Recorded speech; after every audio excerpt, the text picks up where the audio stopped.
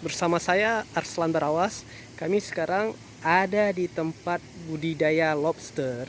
Bisa kita lihat ini, lobster ini adalah merek bambu. Nah, ada berapa banyak jenis-jenis lobster ini bambu.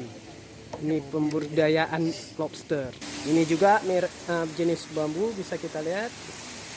Dan ini ada jenis batu, ya. Perbedaan bambu dengan batu, kalau batu itu warna hitam kata pemeliharaan budidaya lobster, ya. Tapi dalam sini yang paling mahal itu ini lobster jenis mutiara. Kata yang jual harganya ini sekitaran kilonya jutaan, dan ini banyak yang orang suka, yaitu orang-orang turis, ya, terutama orang Jepang, food orang Jepang yang jualan di restoran Jepang, ya. Dan kami sekarang beli lobster, bisa kita lihat sama orang budidaya lobster langsung. Ini ya bang, ya. Dua, 051, 2 ekor. Oh ya, boleh. Coba tanya kawan. Ini dek pasir dan bambu ini. Oke, ya. Itu yang udah mati. Udah mati, ya. Kilo itu. Oke, ya.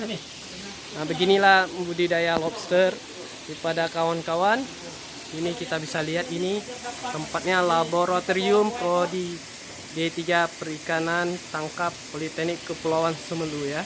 Kami langsung ada di tempat budidaya lobster, ya, Pulau Semelu yang terkenal dengan lobsternya. Pada kawan-kawan, mari kita berkunjung kemari. Cukup banyak budidaya lobster.